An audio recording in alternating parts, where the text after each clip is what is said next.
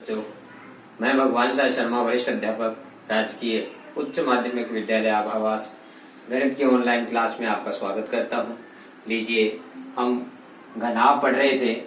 घनाभ की नई समस्या को आज हम सुलझाते हैं।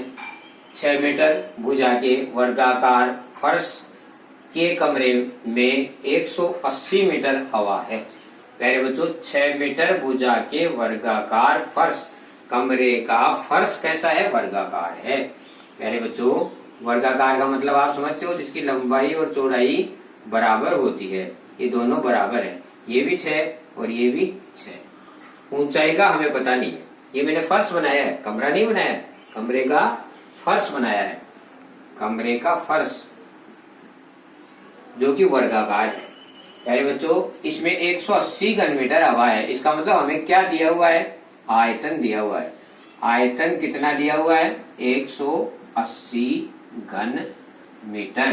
प्यारे बच्चों, आपको जब ऐसे प्रश्न आए कि इसमें इतनी हवा है, किसी हौज में इतना पानी आ सकता है, किसी टंकी में इतना पानी आ सकता है, इसका मतलब वो आपको आयतन दे रहा है। अब इसमें लंबाई हमें दी है 6, चौड़ाई हमें दी है 6 मीटर।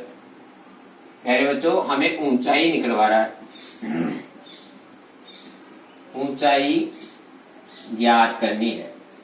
हम जानते हैं कि लंबाई गुना चौड़ाई गुना ऊंचाई बराबर क्या होता है? प्यारे बच्चों, आयतन। शाबाश, ये आयतन का सूत्र होता है।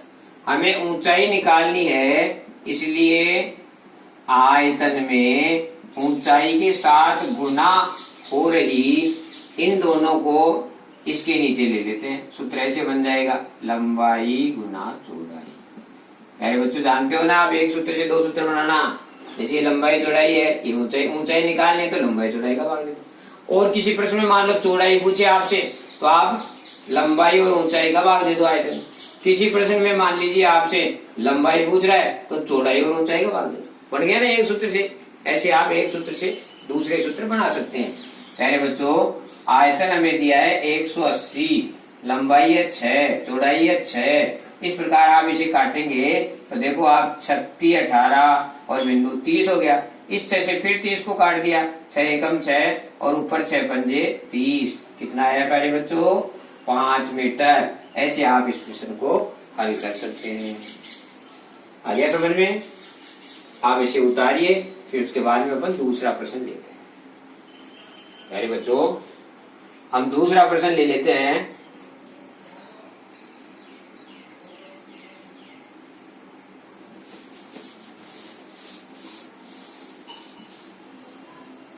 दूसरे प्रश्न में हम कई बार देखते हैं कि हमें ऐसे कहा जाता है कि एक दीवार इतनी लंबी, इतनी चौड़ी, इतनी ऊंची बनानी है, तो उसमें कितनी ईंटें लगेंगी। तो प्यारे बच्चों, ऐसा प्रश्न कई बार आता है। कई बार ऐसा प्रश्न भी आता है कि एक बड़ा कार्टून जिसकी लंबाई चौड़ाई ऊंचाई ये है, और उसमें छोटे छोटे कार्टून जिनकी लंबाई चौड़ाई ऊंचाई ये है, कितने आ पाएंगे? ऐसे प्रश्न भी आते हैं। माचिस की एक डिब्बी का आकार ये है, लंबाई चौड़ाई ऊंचाई दे दी। अब ये माचिस की डिब्बी हमें 12 एक जगह रखनी है, तो 12 माचिस की डिब्बी आने वाले बड़े डब्बे का आयतन बताइए। ऐसे भी प्रश्न आते हैं।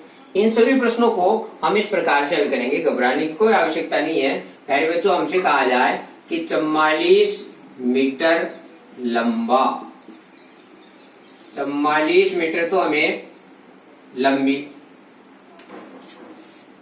और 1.5 मीटर ऊंची और 35 सेमी चौड़ी दीवार बनानी है।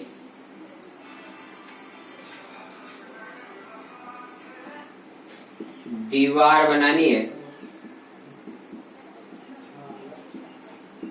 यदि एक ईंट 22 सेमी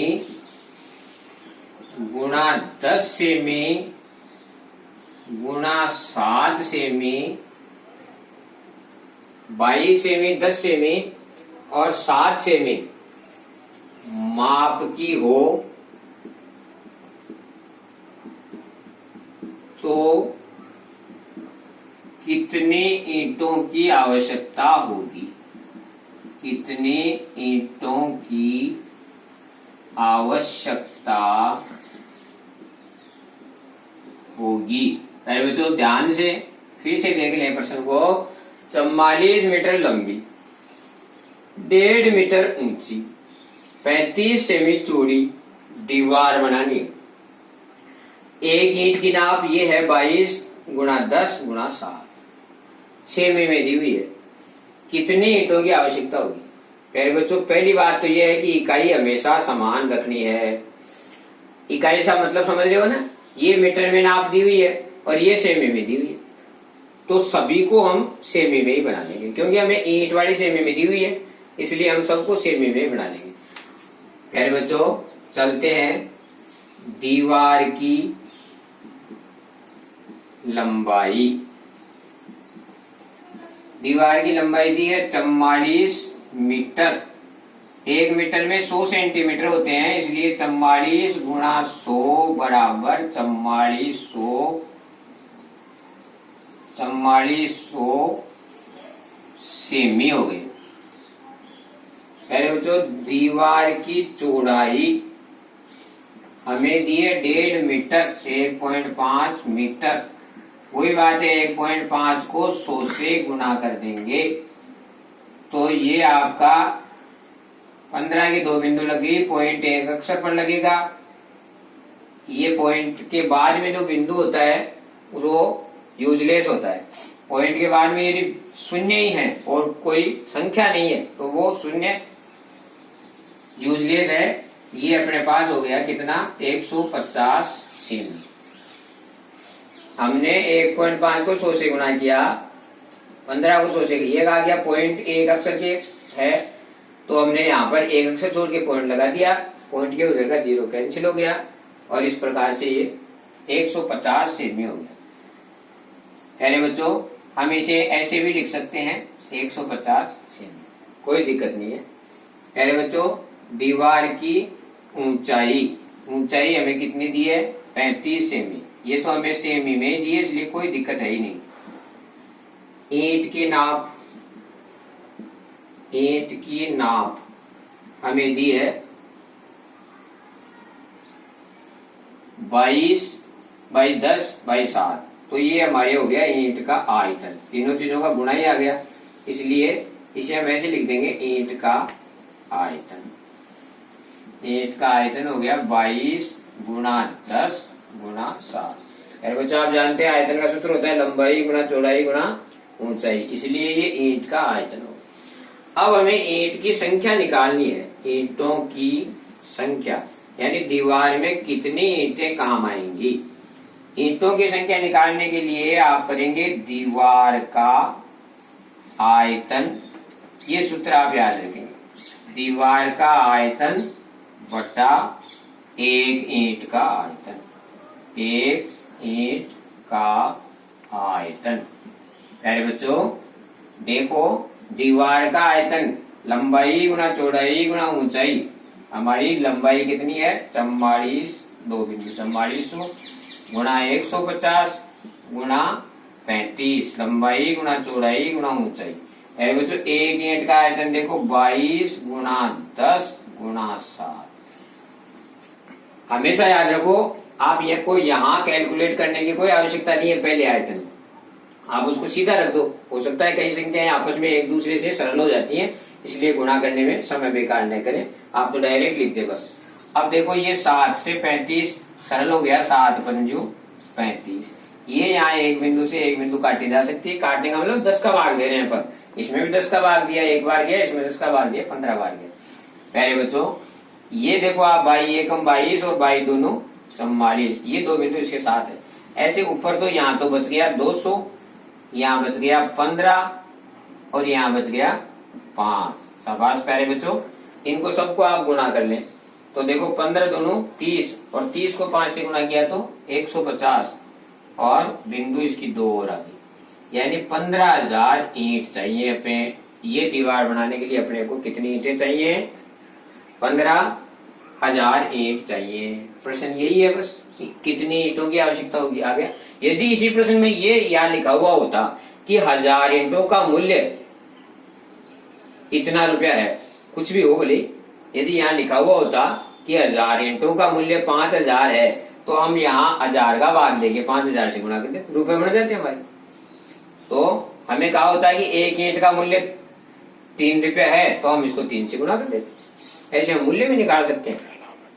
और ये आपका प्रश्न हो गया, उतार लें आप इसको। ठीक है प्यारे बच्चों, इसके बाद एक प्रश्न और ले लेते हैं। मैं आशा करता हूं कि आपने उतार लिया होगा। आप चलते हुए वीडियो को अगर रोक लेंगे तो आप आराम से उतार सकते हैं। प्यारे बच्चों, एक प्रश्न और लेते हैं, और ये लीजिए, घनाभ की एक समस्या और आपसे लेते हैं, तो इसके बाद मैं समझता हूं कि आप घनाभ की हर समस्या का समाधान कर सकेंगे। अब अपन एक प्रश्न और ले लेते हैं, तीसरा।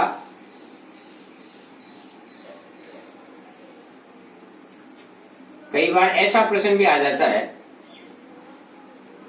घनाभ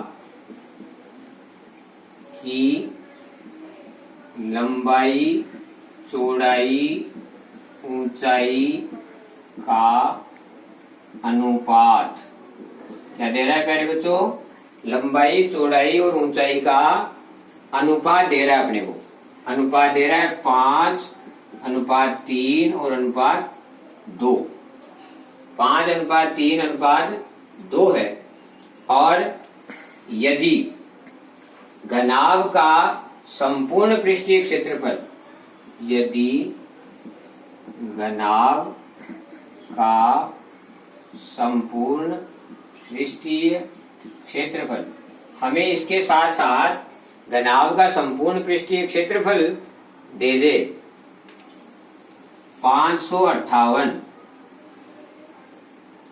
वर्ग सेमी या मीटर, जो भी हो, कोई फर्क नहीं पड़ेगा इससे। तो अगर मीटर है तो मीटर में उत्तर आ जाएगा, सेमी है तो सेमी में आ जाएगा। तो इतना वर्ग सेमी है, तो घनाभ की कोरों की लंबाई ज्ञात करो। घनाभ की कोरों की माप ज्ञात करो। घनाभ की कोरों की माप ज्ञात करो। प्रश्न ये है, थोड़ा सा बस भाषा में परिवर्तन हो गया, इसलिए आपके लिए कुछ अलग चीज हो गई। घबराने की कोई आवश्यकता नहीं प्यारे बच्चों। उत्तर हमें दिया है लंबाई अनुपात चौड़ाई अनुपात ऊंचाई 5 अनुपात 3 अनुपात 2। प्यारे बच्चों, हम जानते हैं कि अनुपात में सभी पदों के साथ समान संख्या से गुणा किया जा सकता है। तो हम इसमें सभी के साथ अक्स का गुणा कर देते हैं। अनुपात में कोई परिवर्तन नहीं आएगा। प्यारे बच्चों, हम जानते हैं कि प्रश्नानुसार घनाभ का संपूर्ण पृष्ठीय क्षेत्रफल, घनाभ का संपूर्ण पृष्ठीय क्षेत्रफल बराबर है 558। घनाभ का संपूर्ण पृष्ठीय क्षेत्रफल का सूत्र बताया था मैंने आपको प्यारे बच्चों, 2 गुणा लंबाई गुणा चौड़ाई, चौड़ाई गुणा ऊंचाई, ऊंचाई गुणा लंबाई। क्यों प्यारे बच्चों, याद है ना आपको? 2 गुणा लंबाई, लंबाई कितनी है? 5 अक्ष। चौड़ाई कितनी है? 3 अक्ष। फिर चौड़ाई 3 अक्ष, फिर ऊंचाई 2 अक्ष, फिर ऊंचाई 2 अक्ष, फिर लंबाई 5 अक्ष। शाबाश प्यारे बच्चों, कितना है? 558।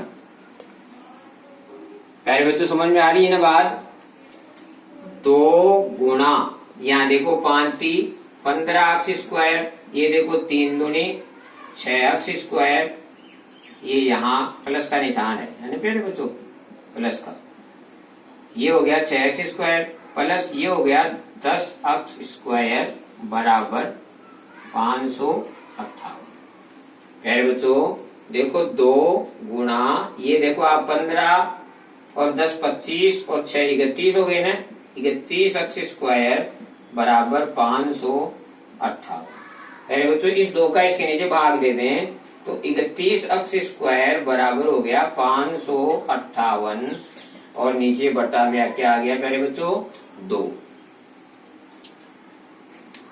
देखो 2 का इसमें भाग दिया तो 2 दूनी 4, 1 बच गया, 15 हो गया, 2 संते 14, 1 बच गया, 18 हो गया, 2 नाम 18।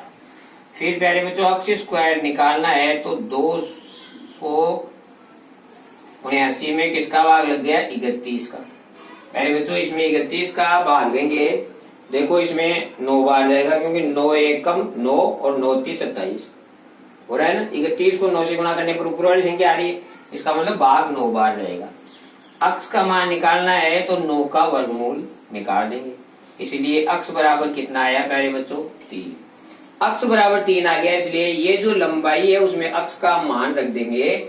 तो प्यारे बच्चों यहां से हम ये मान रखने पर लंबाई हमारी है वो कितनी आ जाएगी 5 अक्स बराबर 5 गुणा 3 यानी 15 सेमी। प्यारे बच्चों इसी प्रकार चौड़ाई हमारी कितनी है प्यारे बच्चों 3 अक्स, इसीलिए 3 गुणा 3 बराबर 9 सेमी। इसी प्रकार प्यारे बच्चों ऊंचाई हमारी कितनी है 2 अक्स, इसीलिए 2 गुणा 3। प्यारे बच्चों समझ में आ रहा ना, 2 गुणा 3 यानी 6 सेमी। दिखाई दे रहा होगा आपको। लंबाई 5 अक्स थी, अक्स का मान 3 आया, यहाँ 3 रख दिया तो 5 15 हो गया। चौड़ाई 3 अक्स थी, अक्स का मान 3 रखा तो 3 3 9 हो गया। ऊंचाई 2 अक्स थी, इसलिए अक्स की जगह 3 रखा तो 3 दूनी 6 हो गया। ऐसे करके उस घनाभ की कोरों की माप ये आ गई। कोरों का माप समझते हो ना पहले बच्चों, इसका मतलब वो हमारे से लंबाई चौड़ाई ऊंचाई पूछ रहा है। कोरों की माप 3 कोर होती है ना, तो लंबाई चौड़ाई ऊंचाई ये हमसे पूछ रहा है। इस प्रकार से हम इस प्रश्न को सरल कर सकते हैं। मैं समझता हूं कि आपको घनाभ से संबंधित हर प्रकार की समस्या को हल करना अब समझ में आ गया होगा।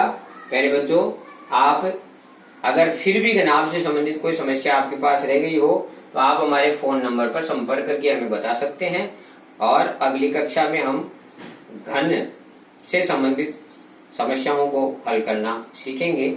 आपको हमारा वीडियो सबसे पहले मिले इसके लिए क्या करना है, हमें इस चैनल को सब्सक्राइब करना है। धन्यवाद।